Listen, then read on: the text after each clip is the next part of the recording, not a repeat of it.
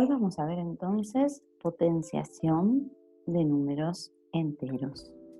Básicamente, la definición de potenciación es, por ejemplo, si yo tengo un 2 elevado a la tercera, lo que esto está significando es una multiplicación en realidad, que este numerito me explica cuántas veces, cuántos factores 2 tengo que multiplicar. En este caso sería 3 veces el factor 2.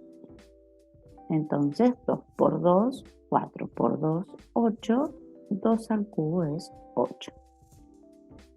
Otro ejemplo, si yo tengo 5 a la segunda o al cuadrado, significa que tengo que tener dos factores que sean 5. Es decir, 5 por 5, y eso me va a dar 25. Si yo, por ejemplo, tengo un número cualquiera, tengo, por ejemplo, 3 elevado a la cuarta, este número se llama base. Este otro numerito se llama exponente. Cuando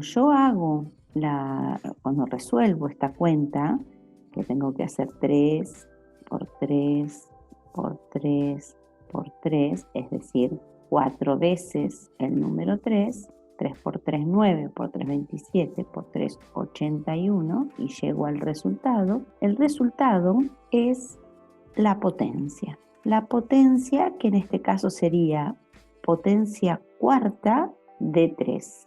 Por ejemplo, en este caso el 8 es la potencia tercera o cúbica, y digo tercera también está bien, de 2. En este caso, el 25 es la potencia cuadrada o segunda de 5. Y así sucesivamente. Siempre los exponentes se leen como los ordinales. Por ejemplo, si el exponente es un 1, se va a leer a la primera potencia. Si el exponente es un 2, se va a leer a la segunda, o también se le dice al cuadrado. Si el exponente es un 3, se va a leer a la tercera o al cubo. Si el exponente es un 4, se va a leer a la cuarta. Si es un 5, a la quinta, y así sucesivamente. Si es un 100, se va a leer a la centésima.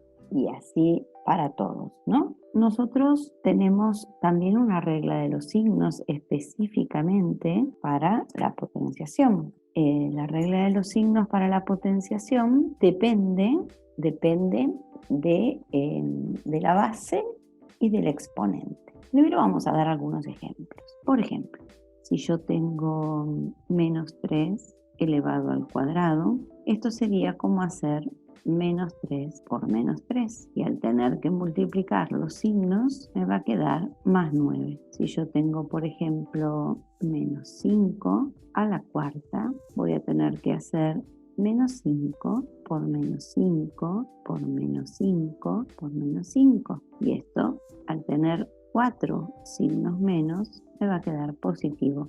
5 por 5, 25, por 5, 125, por 5, 625. Si yo, por ejemplo, tuviera menos 1 a la sexta, tengo que hacer menos 1 por menos 1 por menos 1 por menos 1 por menos 1 por menos 1. Y al tener 6 signos menos, me va a quedar un resultado positivo, que va a ser 1, por supuesto, porque 1 por 1 por 1 por 1 por 1 siempre es 1. Entonces, acá nos damos cuenta que aunque la base sea negativa, siempre el resultado termina siendo positivo si el exponente es par, porque en realidad el exponente me está indicando la cantidad de signos menos que voy a tener. Si está al cuadrado, por más que sea la base negativa, voy a tener 2 signos menos. Si está a la cuarta, voy a tener 4. Si está a la sexta, voy a tener 6. Y si son números pares, el resultado va a ser positivo. Por supuesto que con la base positiva también. Si yo hubiera tenido 3 al cuadrado, que hubiera sido 3 por 3, también me hubiera dado más 9. Y si yo hubiera tenido 5 a la cuarta, que tendría que haber hecho 5 por 5 por 5 por 5, el resultado también sería positivo. Lo mismo si tuviera 1 a la sexta, que es 1 por 1 por 1 por 1 por 1 por 1 y también me hubiera dado 1. Es decir, que no depende tanto del signo, sino del exponente.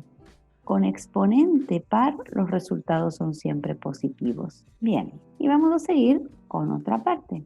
¿Qué pasa si el exponente es impar? Si yo, por ejemplo, tengo 4 al cubo, esto es 4 por 4 por 4, que obviamente me va a dar más. 4 por 4, 16, por 4, 64. Pero si yo tengo menos 4 al cubo, ¿qué tengo que hacer? Menos 4 por menos 4 por menos 4, al haber 3 signos menos, como me indica el exponente, son 3 signos menos, entonces el resultado va a ser negativo. 4 por 4, 16, por 4, 64. Si yo, por ejemplo, tengo 5 a la primera, esto va a ser 5 positivo. Pero si yo tengo menos 5 a la primera, esto va a ser menos 5 porque voy a tener un solo signo menos.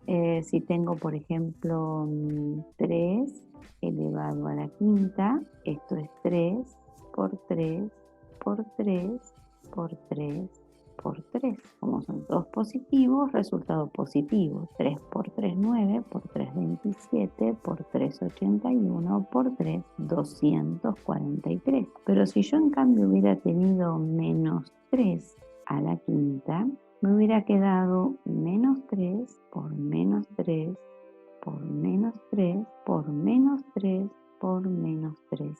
Y esto, al tener 5 signos menos, me hubiera quedado un valor negativo, 243. Es decir, que de acá lo que podemos sacar es que cuando el exponente es un número impar, hay dos posibilidades. Si la base es positiva, el resultado va a ser positivo, y si la base es negativa, el resultado va a ser negativo. Si nos fijamos muy bien en lo que vimos antes, acá con el exponente par siempre da positivo, y acá con el exponente impar depende del signo de la base. Es decir, que la única manera de que el resultado de una potencia sea negativo es con base negativa y exponente impar. Si no, da siempre positivo. Bien, bueno, dejamos acá por hoy y seguimos en otro.